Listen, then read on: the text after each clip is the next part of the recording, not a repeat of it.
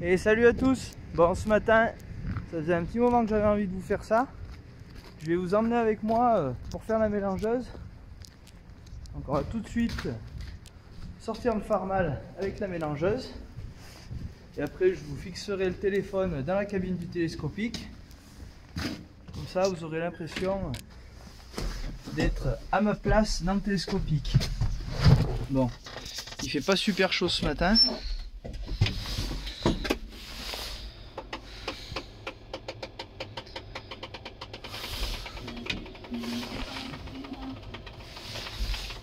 Donc le Farmal,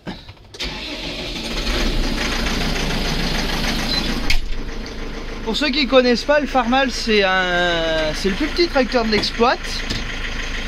Il fait 105 chevaux. Il est attelé à une mélangeuse, c'est une JF de 18 mètres cubes. C'est un peu juste là pour les 120 vaches.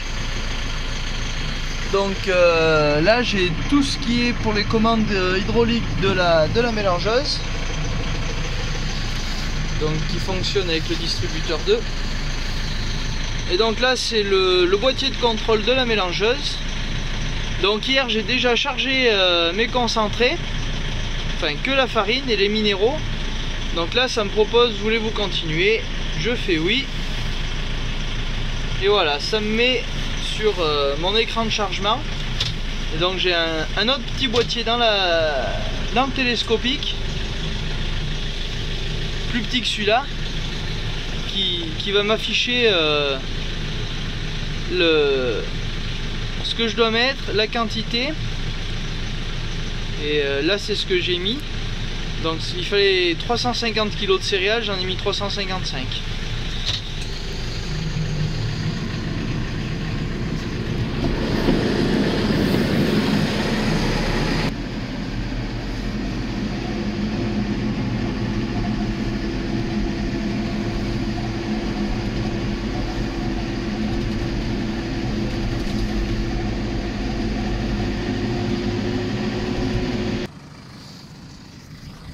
Donc là, dans un premier temps, j'ai garé la mélangeuse, donc assez plate, pour être le plus précis dans les poids, quand je charge. Hop, on va enlever ça pour charger. Donc là, silo d'herbe, silo couvert, super pratique en hiver, surtout avec des temps comme aujourd'hui. Et là, il a fallu que je débâche le silo de maïs là derrière moi. C'est pas bien marrant quand c'est tout gelé.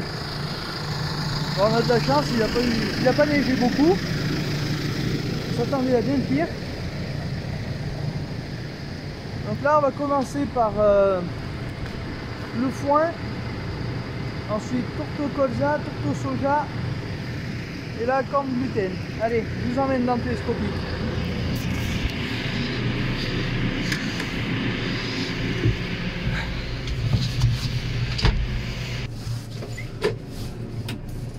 Bon voilà, vous voyez à peu près ce que je vois.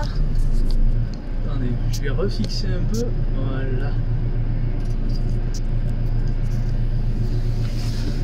Donc vous n'hésiterez pas à me dire ce que vous en pensez dans les commentaires, ce genre de petites vidéos comme ça. Je pense que ça peut être pas mal. Donc là, c'est du regain que je suis en train de charger. Donc ça il m'en faut pas beaucoup. Il y en a 500 grammes par vache.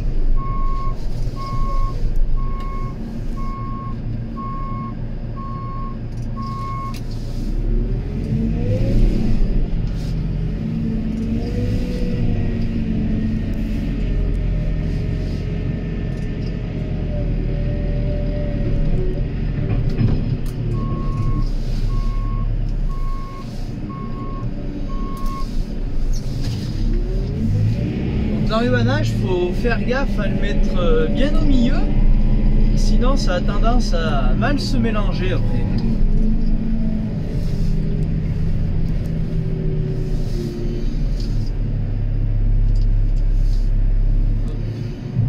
La magie des feux LED. On voit toujours super bien avec.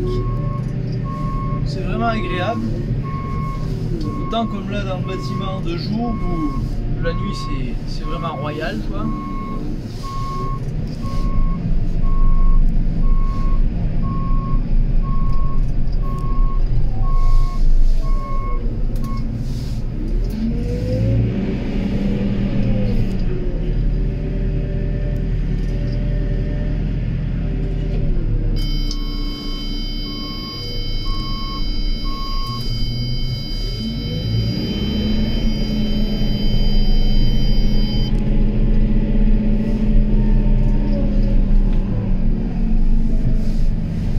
Donc le but du jeu pour charger, c'est d'être le plus précis possible. Là j'y suis allé un peu vite pour le colza, mais je suis tombé à 5 kg près, donc 5 kg ça va, mais il faut pas dépasser non plus de 20 kg tous les jours parce que ça fait vite du volume après et du gaspillage. Donc là c'est une ration qui est équilibrée à 28-29 kg. Donc là tout de suite il y a 122 vaches enregistrées à la mélangeuse et à la traite. Et donc on produit aux alentours de 29-30 kg. Au dernier contrôle on était à 29,9.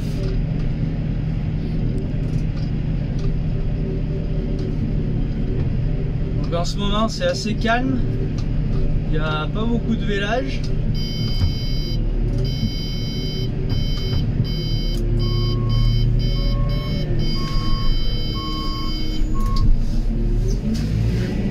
Pas beaucoup de vélage en ce moment. Donc ça crache du lait comme on dit là en ce moment. Je vous disais, on est à 29-30 en moyenne. Donc ça fait plaisir déjà de traire autant de lait. Et ce qui fait encore plus plaisir, c'est quand on voit la quantité qu'il y a dans le tank tous les 2 jours. Là pour vous donner un ordre d'idée, on est à 6500 litres à peu près tous les 2 jours. Entre 6004 et 6005. Et il y a pas mal de vaches au bidon, donc il y a quelques mamites, quelques vaches qui ont des panarides, des vaches qui ont vélé la semaine dernière. Donc il y a pas mal de veaux à nourrir aussi, donc il faut quand même du lait à côté.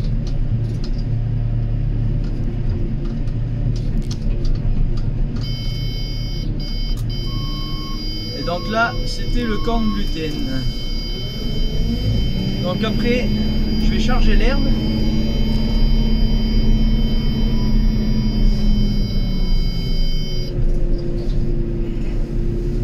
Là, bientôt, j'essaierai aussi de vous faire une vidéo dans le même style. Donc avec le godet décileur et la dérouleuse là, qui est sur le côté qu'on voit pas. Donc pour l'alimentation des génisses, on fera ça.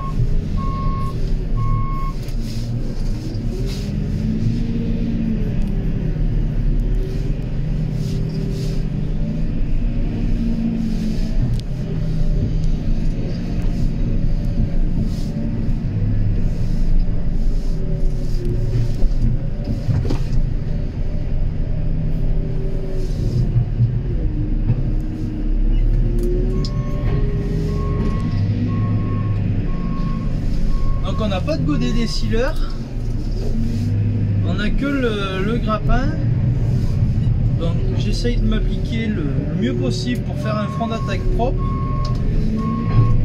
Bon, certains vont dire tu vas pas bien vite pour déciler, mais j'essaye de faire un front d'attaque super propre pour pas que les silos chauffent et pour le visuel que ça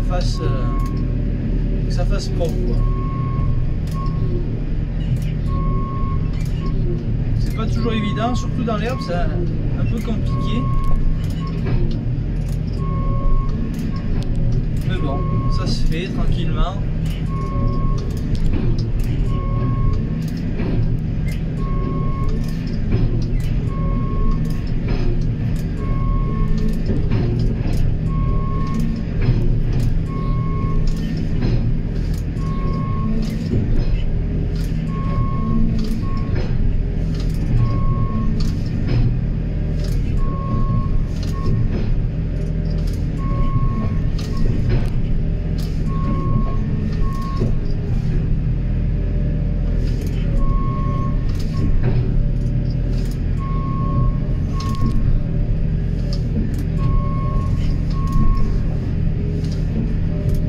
l'herbe est assez dure à déciler comme vous pouvez voir.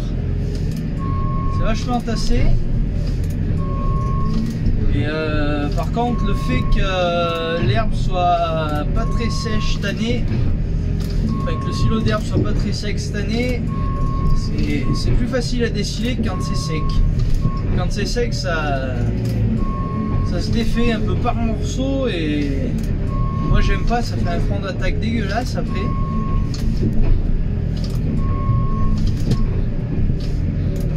Je sais pas si vous voyez, c'est pas que le silo chauffe, vu qu'il fait froid dehors, c'est un peu comme nous quand on respire quoi.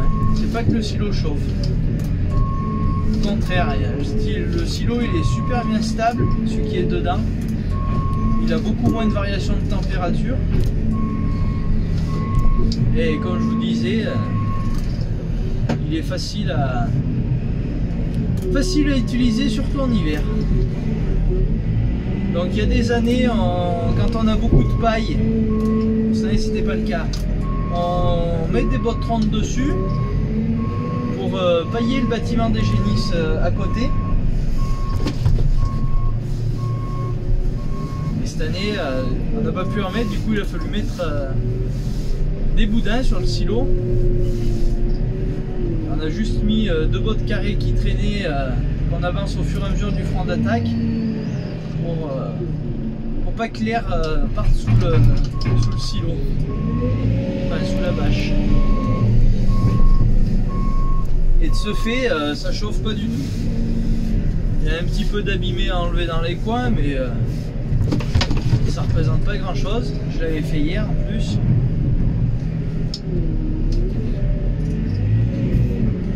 Donc dans mon godet, il rentre à peu près 1 tonne. Entre 1 tonne et 1 tonne 2, ça dépend de comment je le charge.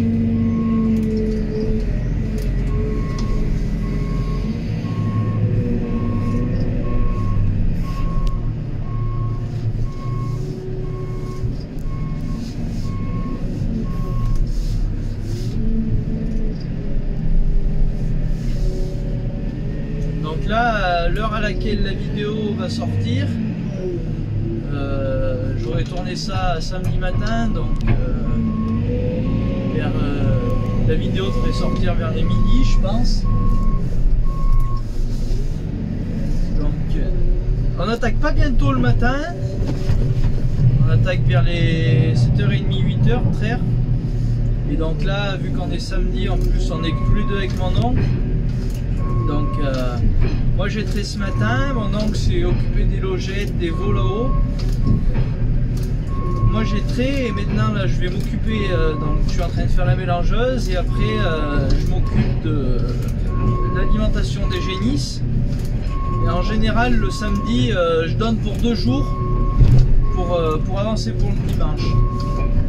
Donc demain matin moi je travaille pas toute la journée demain. C'est mon jour de repos. Mon père et mon oncle du coup travailleront tous les deux demain matin. Et vu que mon père est en congé aujourd'hui, il travaillera dimanche soir. Et en général le dimanche soir, il y a mon frère qui va lui filer un coup de main pour la traite.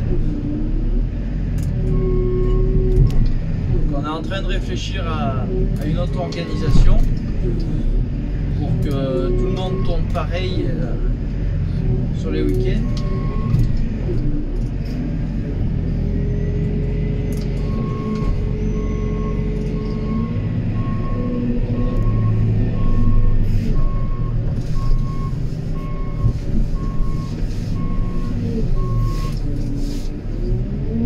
Donc là, ça va être fini pour l'herbe. Autre marque, hop, il en tombe un peu. Autre marque, on fait pas tourner la mélangeuse à partir du début, on la fait tourner juste à la fin pour pas trop défibrer. Et vu qu'il n'y a pas beaucoup de... vu qu'on met pas de paille et beaucoup d'enrubanage, c'est juste un mélange qu'il faut faire. Il n'y a pas besoin que ça coupe beaucoup. Il faut juste mélanger les 60 kg de foin que j'ai mis au début.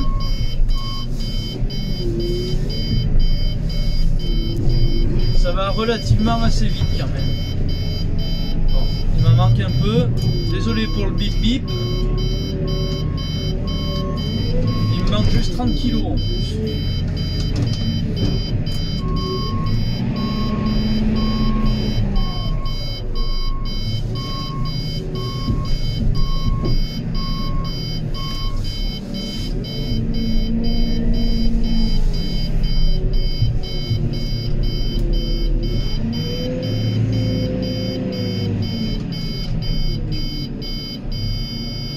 Et voilà.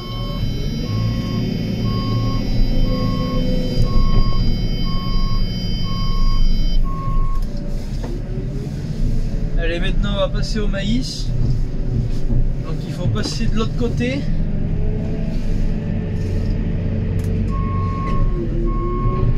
On va passer de l'autre côté du silo. Parce que quand on a rempli le silo cette année, il restait du vieux silo.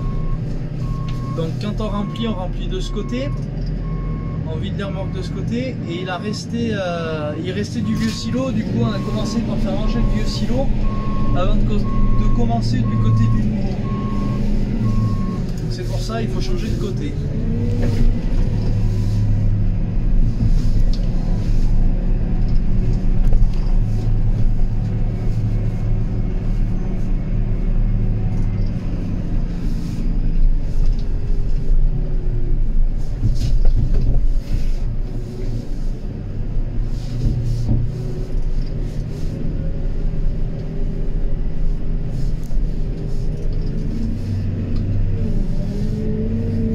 Commencé à déciler tout à l'heure parce que j'avais, je sais pas si vous voyez sur la vidéo, bon, on va pas bien voir, là il y a une petite pellicule de moisissure bleue, et c'est au milieu en plus, c'est pas à la cime, et ça c'est super chiant à trier, et on y fait super gaffe à ça parce que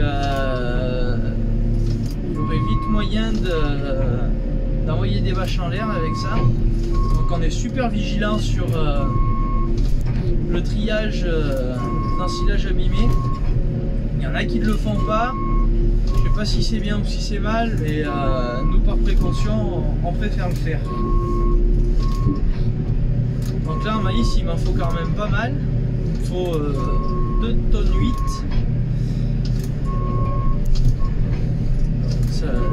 Ça fait un trou au silo tous les jours. Mais bon. Normalement, il y en a assez pour finir l'année. Jusqu'au prochain ensilage de maïs.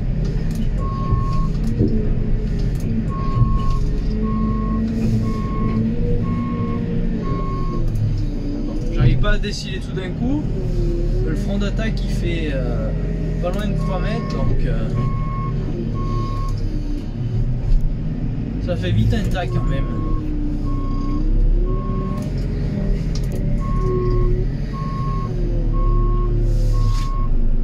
Allez, je vais récupérer la mélangeuse et on finira de charger tout ça. Bon, voilà, je vais aller chercher la mélangeuse. Donc on va finir de charger le maïs. Et après j'irai distribuer ça. Bon, je vous emmènerai pas distribuer, ça risque de durer un peu longtemps sinon la vidéo. Je vous ferai ça une prochaine fois.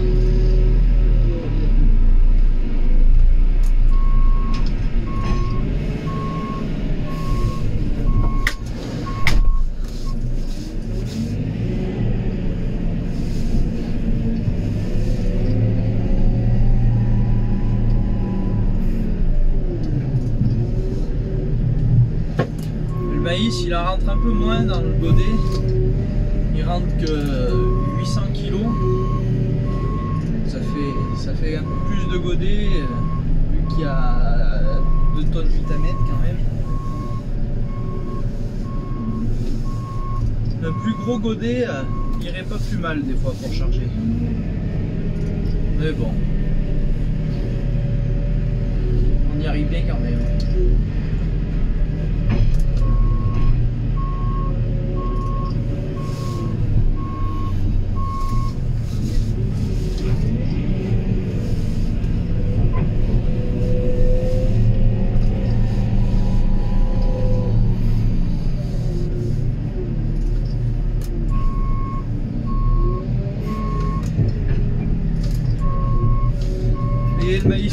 même méthode pour dessiler. Ça fait un peu mieux propre le maïs.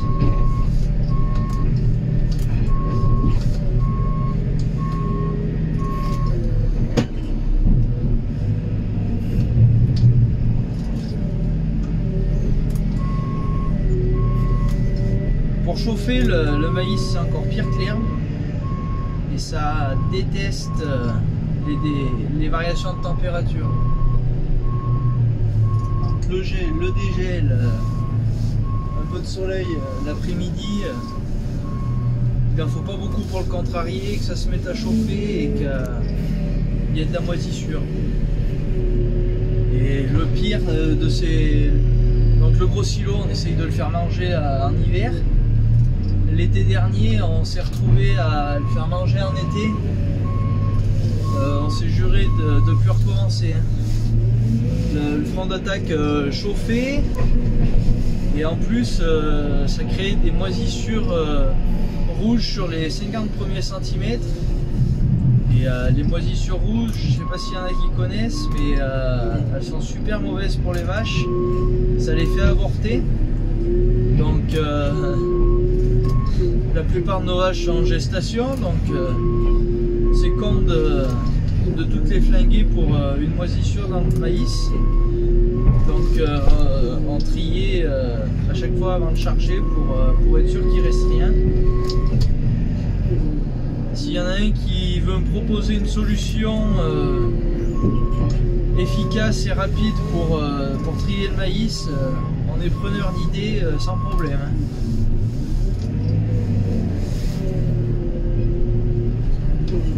Ça c'est vraiment quelque chose qui fait pas gagner du temps. Là j'avais trié avant de charger, on y passe facilement 20 minutes à trier la petite pellicule qui se trouve en sandwich au milieu du maïs. Et ce qu'on comprend pas, c'est d'où ça vient. Alors il y a quelques années on se disait peut-être que ça vient quand on tasse pas assez le silo, alors on essaye de faire des efforts pour le tasser encore plus, mais là ça avait fait quelques temps, ça y était pas et c'est arrivé du jour au lendemain. Donc on sait pas trop d'où ça vient, et ce qui est sûr c'est que c'est assez pénible. Bon, il reste 100 kg.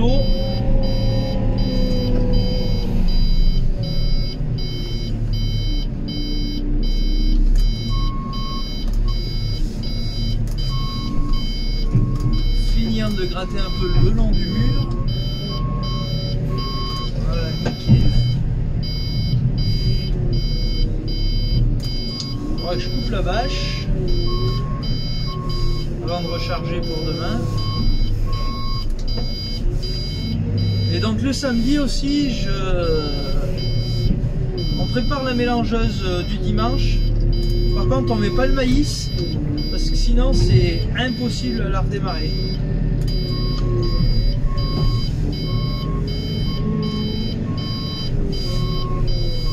Que j'en gratte juste un peu pour les taris tout à l'heure. Avec ça, je devrais en avoir assez.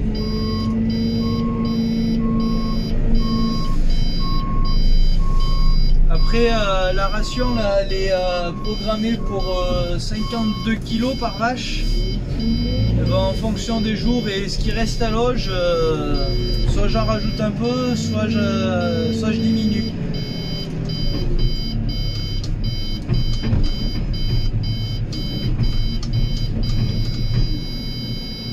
Donc là j'ai mis le poids pile poil.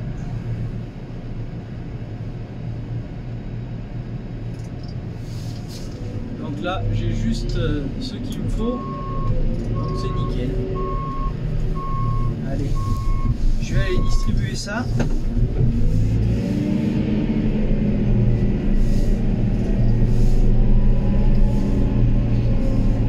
Donc là j'ai 6 tonnes 5 dans la machine. Vous verrez, je vais vous faire voir, elle est vraiment bien pleine.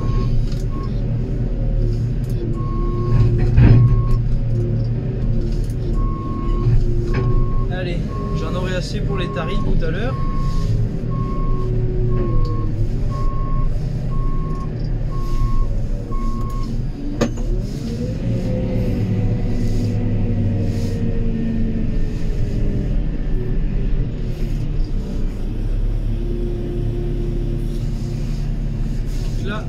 mon oncle qui est en train de racler les génisses.